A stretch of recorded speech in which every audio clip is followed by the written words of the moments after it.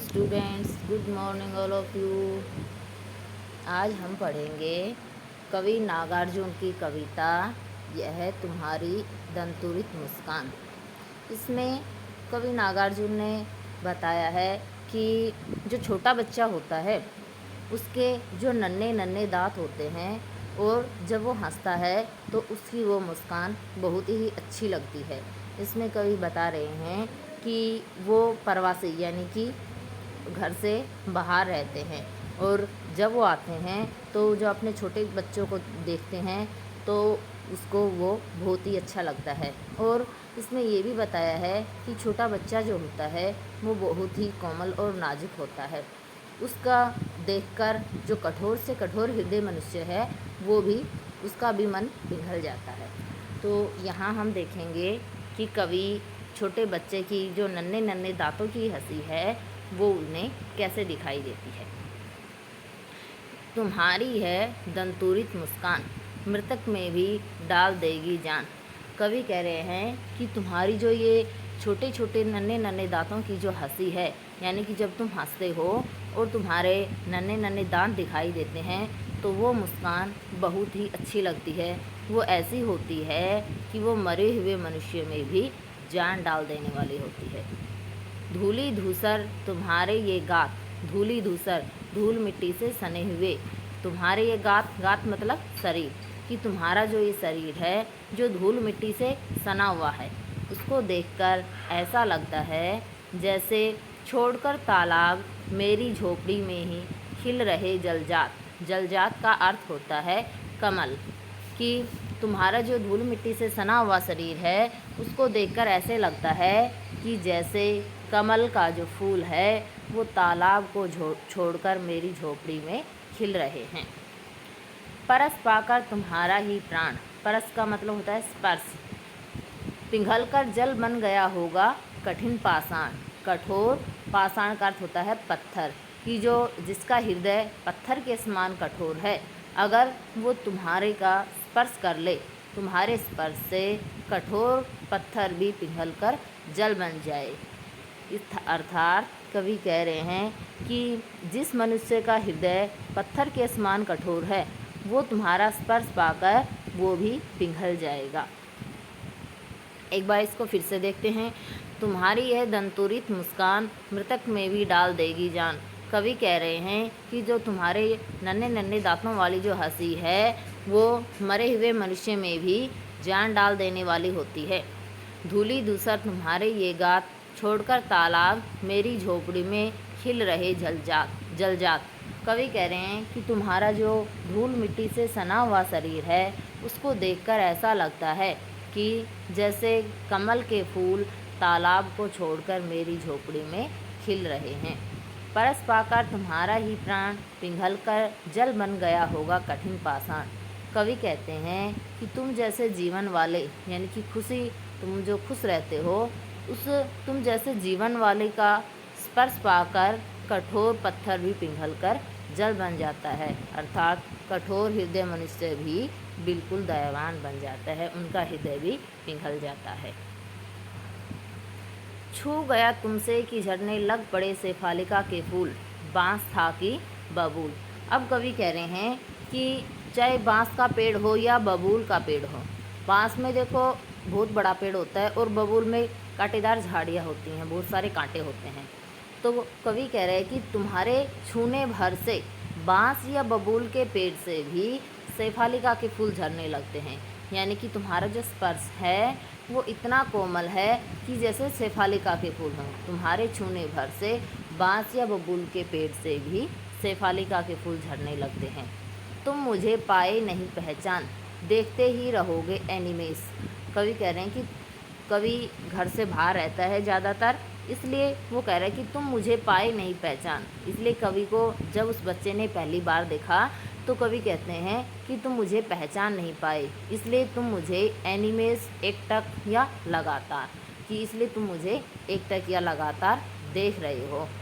थक गए हो आँख लूँ मैं फिर, और इस तरह से एकटक या लगातार देखते हुए तुम थक गए होगे, इसलिए मैं ही अपनी आँखें दूसरी तरफ कर लेता हूँ, कि वो तो बच्चा है, अपनी तरफ पता नहीं नज़र घुमाए या ना घुमाए, इसलिए लगातार देखते देखते तुम थक गए होगे, तो मैं ही अपनी आंखें दूसरी तरफ कर लेता हूँ। क्या हुआ यदि हो सके परिचित न पहली बार।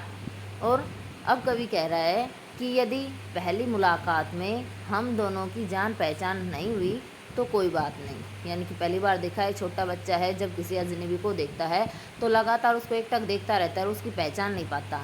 तो कवि कह रहे हैं कि अगर पहली बार में हम एक दूसरे को नहीं जान पाए तो कोई बात नहीं। यदि तुम्हारी माँ ने माध्यम बनी होती आज, मैं न सकता देख मैं न पाता जान, तुम्हारी यह दंतुरित मुस्कान। अब कवि कह रहे हैं कि हम दोनों के बीच में अगर तुम्हारी माँ माध्यम न बनी होती, यानी कि तुम्हें जन्म तो तुम्हारी माँ ने ही दिया है, तो मैं जो तुम्हें देख रहा हूँ तो वो उसके लिए तुम्हारी माँ का आभारी हूँ। यानी कि तुम्हारी माँ हम दोनों के बीच में माध्यम बनी है। तो कवि कह रहे हैं कि यदि तुम्हारी माँ हम दोनों के बीच में अगर माध्यम न बनी होती तो मैं तो ना तो तुम्हें देख पाता और ना ही तुम्हें जान पाता, और ना ही ये तुम्हारे जो नन्हे नन्हे दांतों वाली हंसी है उसे देख पाता। धन्य तुम माँ भी तुम्हारी धन्य, चिर परवासी मैं इतर मैं अन्य। अब कवि कह रहे हैं कि तुम भी धन्य हो, तुम्हारी माँ भी धन्य है। क्यों? क्योंकि तुम दोनों माँ बेटे हमेशा पास में रहते हो, तुम अपनी माँ के पास रहते हो और तुम्हारी माँ तुम्हारे पास रहती है, इसलिए तुम दोनों धन्य हो। और मैं चिर परवासी मैं इतर मैं अन्य, मैं ही ऐसा व्यक्ति हूँ, मैं ही इतर का अर्थ भी होता है अन्य या दूसरा, ऐसा दूसरा हूँ जो चिर परवासी, चिर का मतलब होता है लंबे समय तक, परवासी घर से बाहर रहने वाला, प्रवास में रहने वाला, कि तुम दोनों तो हमेशा पास में रहते हो इसलिए दोनों धन्य हो। मैं ही ऐसा हूँ जो लंबे समय तक घर से बाहर रहता हूँ, दूर रहता हूँ। इस अतिथि से प्रिय तुम्हारा क्या रहा संपर्क, उंगलियां माँ की कराती रही मधुपर्क। मधुपर्क का अर्थ होता है शहद। अब कवि कह रहे हैं कि जब वो बाहर रहता है, वो कभी कभार घर आता है, तो वो अतिथि के समान है। तो कह रहा है कि मैं जो अतिथि हूँ उससे तुम्हारा कोई संपर्क नहीं रहा है, यानी कि ना तो तुमने मुझे देखा है ना ही जाना है, इसलिए तुम्हारा मेरे से कोई संपर्क नहीं रहा है। उंगलियां तुम्हारी माँ की कराती रही मधुपर्क, तुम्हारी माँ की उंगलियां ही तुम्हें सहज चटाती रही हैं, अर्थात तुम्हारी देखभाल तुम्हारा पालन पोषण तुम्हारी माँ ही करती है। मैं तो अतिथि के समान हूँ जिससे हमारा कोई संपर्क नहीं हो पाता। देखते तुम इधर कनखी मार और होती जबकि आंखें चार, तब तुम्हारी दंतुरित मुस्कान मुझे लगती बड़ी ही छविमान। अब कवि कह रहे हैं कि कनखी मार का अर्थ होता है तिरछी नज़र से देखना या बाकी नज़र से देखना। कवि कहते हैं कि जब तुम मुझे तिरछी नज़र से देखते हो और फिर जब होती आंखें चार और हम दोनों की आंखें मिल जाती हैं, जब तब तो तुम्हारी जो ये नन्हे नन्हे दांतों वाली हंसी है मुझे और भी अच्छी लगती है और भी सुंदर लगती है। एक बार इसको फिर से देखेंगे। छू गया तुमसे कि झरने लग पड़े शेफालिका के फूल बाँस था की बबूल। कवि कहते हैं छोटे बच्चे की कोमलता को बताते हुए कि तुम्हारे छूने भर से बाँस या बबूल के पेड़ से भी शेफालिका के फूल झरने लगते हैं। तुम मुझे पाए नहीं पहचान देखते ही रहोगे एनिमेस। कवि कहते हैं कि तुम मुझे नहीं पहचान पाए क्योंकि मैं तो तुमसे दूर रहता हूँ, इसलिए तुम मुझे लगातार देखते ही रहोगे, एकटक देखते रहोगे। थक गए हो आँख लूँ मैं फिर, और इस तरह से एकटक देखते हुए तुम्हारी आंखें थक गई होंगी, तुम थक गए होगे, इसलिए मैं ही अपनी आंखें दूसरी तरफ कर लेता हूँ ताकि तुम मुझे ना देख पाओ। क्या हुआ यदि हो सके परिचित न पहली बार, और यदि पहली मुलाकात में हम दोनों में कोई परिचय कोई जान पहचान नहीं हो पाई तो कोई बात नहीं। यदि तुम्हारी माँ न माध्यम बनी होती आज, मैं न सकता देख मैं न पाता जान, तुम्हारी यह दंतुरित मुस्कान। कवि कहते हैं अपने बच्चे को यदि हम दोनों के बीच में तुम्हारी माँ माध्यम न बनी होती, अर्थात तुम्हारी माँ ने तुझे पैदा नहीं किया होता, तो मैं ना तो तुम्हें देख पाता और ना ही तुम्हें जान पाता और ना ही तुम्हारे जो नन्हे दांतों वाली हंसी है उसे देख पाता। धन्य तुम माँ भी तुम्हारी धन्य, चिर परवासी मैं इतर मैं अन्य। कवि कहते हैं कि तुम दोनों माँ बेटे धन्य हो क्योंकि तुम हमेशा एक दूसरे के पास रहते हो, साथ रहते हो। मैं ही ऐसा व्यक्ति हूँ, ऐसा दूसरा हूँ, तुमसे अलग हूँ कि मैं लंबे समय तक घर से बाहर प्रवास में रहता हूँ, तुमसे दूर रहता हूँ। इस अतिथि से प्रिय तुम्हारा क्या रहा संपर्क, उंगलियां माँ की कराती रही हैं मधुपर।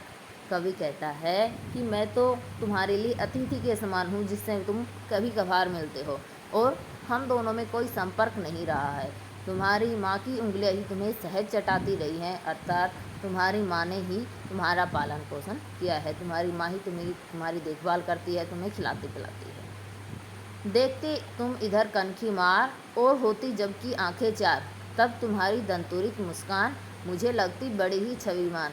कवि कहते हैं कि जब तुम मुझे तिरछी नज़र से देखते हो, कि उसको पहचान नहीं पाया, लगातार देख रहा है तो उसे टेढ़ी नज़र से देखता है साइड से, तो कह रहा कि और फिर जब हम दोनों की आंखें मिल जाती हैं तब तो तुम्हारी ये छोटी दांतों वाली हंसी है मुझे और भी अधिक सुंदर लगती है।